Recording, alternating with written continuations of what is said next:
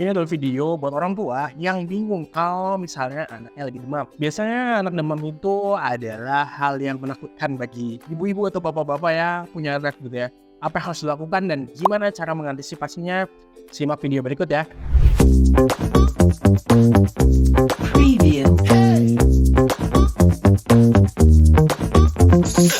Jadi pada perjalanannya orang tua kalau misalnya anaknya lagi sakit, anaknya demam, atau anaknya misalnya nggak enak badan, itu adalah hal-hal yang menakutkan. Kenapa? Karena bingung apa yang harus dilakukan. Karena hal-hal tersebut anaknya misalnya jadi nggak aktif lagi, atau misalnya anaknya jadi susah makan, atau misalnya tidurnya terganggu, atau misalnya gelisah, atau hal-hal lain yang bikin orang tua juga bingung harus ngapain gitu ya. Tetapi orang tua harus paham dulu gimana sih ketika anak demam dan apa yang harus kita lakukan. Sebelum kita ke penanganannya, kita lihat definisi dulu ya. Jadi suhu normal pada anak itu sekitar 36,5 derajat Celcius sampai dengan 37 derajat Celcius. Kalau suhunya di atas 37 derajat Celcius itu bisa dikatakan demam. Demam ini sebabnya apa? Bisa bermacam-macam. Misalnya anak ada sesuatu hal infeksi, itu bisa mengakibatkan anak itu demam. Infeksi bisa macam-macam. Ada infeksi dari bakteri, virus, parasit, jamur, dan lain-lain itu bisa demam. Atau misalnya anak ada tumbuh gigi itu juga bisa demam. Kurang tidur, anak kecapean itu bisa juga demam. Tetapi kita fokusnya pada ketika anak demam yang nggak begitu tinggi. Dan juga tanda bahaya apa yang kalau misalnya demam ini harus segera dibawa ke dokter. Jadi yang pertama kita cek dulu suhunya. Bukan dengan tangan tetapi dengan termometer. Jadi kita bisa objektif nih. Oh ternyata anak kita itu demam. Kalau misalnya dari termometer ini menunjukkan kalau suhunya di atas 30 derajat, baru kita katakan anak itu demam. Kalau dengan tangan, oh kayaknya anget, panas, itu bukan cara yang objektif. Jadi pastiin dulu anak kita demam. Lalu yang kedua bisa kita berikan terapi. Terapinya kita bagi dulu. Misalnya terapi non farmakologi atau tidak pakai obat, dan juga terapi farmakologi yang bisa pakai obat. Nanti keduanya bisa dikombinasikan. Jadi kita mulai dengan terapi yang non farmakologi dulu.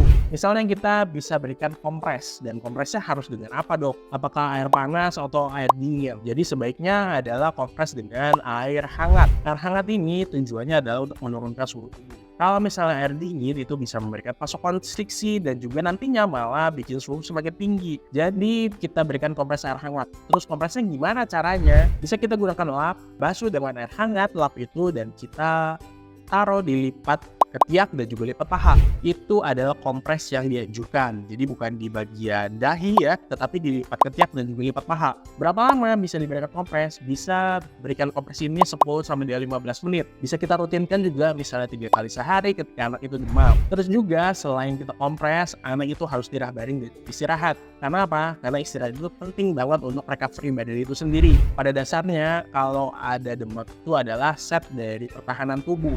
Jadi intinya tubuh itu suruh istirahat dan juga suruh recovery. Kalau misalnya anak itu banyak istirahat, itu juga bisa menurunkan demam itu sendiri. Lalu itu adalah cara non farmakologi yang bisa dilakukan. Selanjutnya adalah cara yang farmakologi, artinya menggunakan obat. Obat-obat antipiretik ini bisa diberikan, tetapi balik lagi ya, diberikan secara bijak. Konsultasikan dulu kepada dokternya untuk mengetahui berapa dosis dari pemberian obat. Misalnya paracetamol adalah 3-4 kali pemberian dan dosisnya 10 mg per kilogram berat badan. Jadi nanti disesuaikan dosis anak itu sehingga dosisnya bisa optimal. Terus lagi bisa diberikan yang oral ataupun yang lewat anus. Sebaiknya diberikan lewat oral dulu. Kalau misalnya pada keadaan-keadaan tertentu nggak bisa lewat oral, baru kita berikan lewat anus. Misalnya kita berikan pada anak kejang, itu kan mungkin ya lewat oral. Tetapi kalau tidak ada gejala-gejala yang menyulitkan untuk pemberian oral, sebaiknya diberikan secara oral terlebih dahulu. Terus juga kita bisa lihat nih respon dari anak itu sendiri ketika diberikan antipiretik. Jadi misalnya anak itu udah dikasih anti demam, terus orang tuanya bingung tuh demamnya nggak turun-turun, dia panik lagi, ini gimana, apa yang harus dilakukan? Kita lihat responnya. Sebelum anak itu diberikan obat, anak itu demam tinggi, misalnya 39 atau 40, anaknya gelisah, anaknya nggak bisa tidur, anaknya muntah. Kalau itu dilanjutkan bisa jadi kejang misalnya, boleh kita berikan antipiretik. Terus setelah diberikan demamnya belum turun dok, 39 nih masih nih, panik orang tuanya. Padahal anaknya jadi lebih tenang, anaknya jadi bisa lebih tidur, nggak ada mual misalnya. Artinya pengobatannya efektif, pemberian obatnya itu bisa sesuai. Jadi nanti perlahan kita berikan lagi di jam kemudian obat itu bisa diberikan.